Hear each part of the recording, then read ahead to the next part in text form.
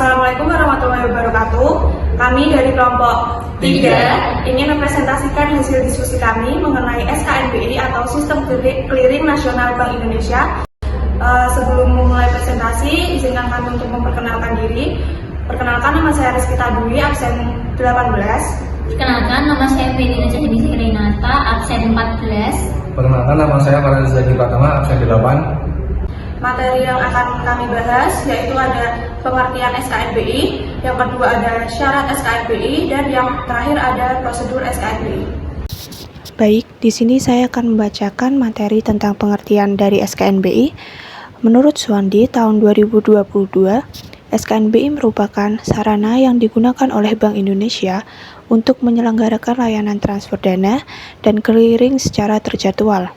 Sistem ini memproses data keuangan elektronik untuk berbagai keperluan, seperti layanan transfer dana, pembayaran reguler, clearing warkat debit, serta penagihan rutin.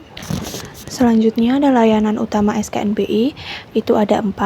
Yang pertama, transfer dana, yaitu melakukan proses pemindahan sejumlah uang dari pihak pengirim kepada penerima yang berada pada bank lain.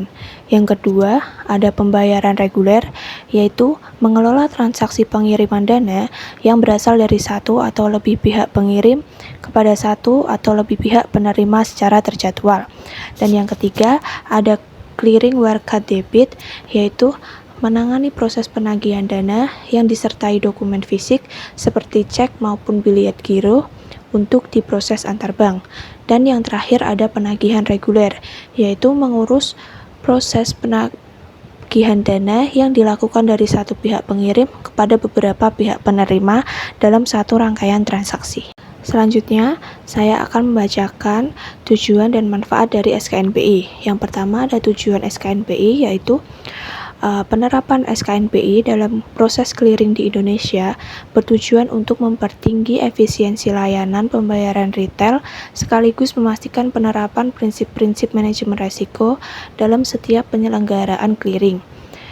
Dan yang selanjutnya ada manfaat dari SKNBI, yaitu sistem SKNBI memberikan kemudahan bagi nasabah untuk mengirim dana ke penerima yang berada di bank lain dengan batas maksimal transaksi sebesar 1 miliar. Setelah dana didebit dari rekening nasabah, bank wajib mengirimkan instruksi transfer ke Bank Indonesia paling lambat dalam waktu 1 jam. Selanjutnya, pengkreditan dana ke bank tujuan dilakukan 1 jam setelah Bank Indonesia menyelesaikan proses settlement. Selanjutnya, persyaratan SKNBI. Untuk menjadi peserta clearing ditetapkan pula beberapa syarat yang harus dipenuhi oleh suatu kantor bank umum atau kantor bank pembangunan, yaitu yang pertama, kantor bank yang bersangkutan harus mempunyai izin usaha dari Menteri Keuangan. Yang kedua, keadaan administrasi dan keuangan bank tersebut memungkinkan bank itu untuk memenuhi kewajibannya dalam clearing. Yang ketiga, simpanan masyarakat dalam bentuk giro dan kelonggaran tarik kredit yang diberikan oleh kantor tersebut telah mencapai angka sekurang-kurangnya 20% dari syarat modal yang disetor minimum dari pendirian bagi pendirian bank baru di wilayah yang bersangkutan. Yang keempat, bagi penyelenggara bank-bank peserta diwajibkan untuk menyetor jaminan clearing sebesar 10% dari kewajiban yang dapat dibayar dan kelonggaran tarik kredit. Kewajiban ini hanya berlaku bagi kantor bank yang menjadi peserta clearing atau yang direhabiliter. Jaminan clearing ini berlaku selama 6 bulan terhitung sejak tanggal penyetoran. Kewajiban menyetor jaminan clearing ini tidak berlaku bagi peserta tidak langsung atau peserta yang sudah pindah wilayah clearing. Yang kelima, suatu kantor bank umum atau bank pembangunan diwajibkan clearing setelah mendapatkan persetujuan dari Bank Indonesia. Berikutnya, syarat pelaksanaan SKNBI. Bank-bank yang telah mendapat izin dari Bank Indonesia terlebih dahulu selanjutnya telah memenuhi syarat sebagai peserta clearing. Berikutnya, bank peserta clearing wajib membuka rekening koran di Bank Indonesia. Yang keempat, kewajiban bank peserta clearing untuk menyetor saldo jaminan clearing. Besarnya jumlah saldo jaminan clearing ditentukan oleh Bank Indonesia. Jika saldo jaminan clearing itu berkurang, maka Bank Indonesia secara otomatis akan memindahkan saldo rekening koran bank yang bersangkutan ke saldo jaminan clearing. Bila jumlah itu juga tidak mencukupi, maka seluruh warkat clearing akan dikembalikan kepada bank yang bersangkutan dan bank tersebut diskors dari clearing.